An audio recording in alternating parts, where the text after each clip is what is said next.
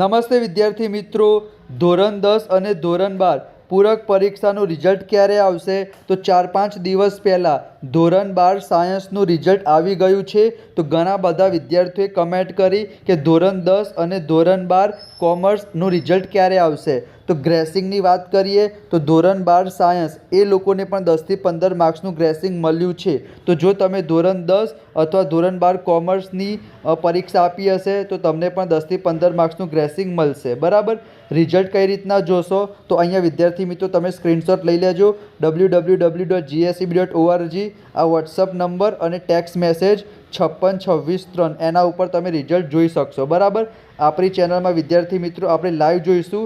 જો તમે ધોરણ 12 કોમર્સની પરીક્ષા આપી હોય તો તમારું રિઝલ્ટ વિદ્યાર્થી મિત્રો આવતીકાલે આવશે 17 તારીખે.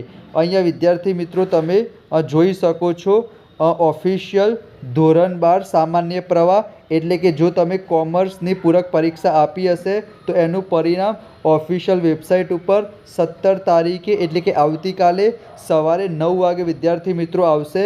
આ વોટ્સઅપ નંબર ઉપરથી પણ વિદ્યાર્થી મિત્રો તમે શું કરી શકશો? રિઝલ્ટ મેળવી શકશો. બરાબર. તો ધોરણ 12 કોમર્સનું પરિણામ આવતીકાલે સવારે 9 વાગે આવશે. અને જો તમે ધોરણ 10માં ભણતા હોય તો હજી 3-4 દિવસ તમારે વેઇટ કરવા પડશે વિદ્યાર્થી મિત્રો.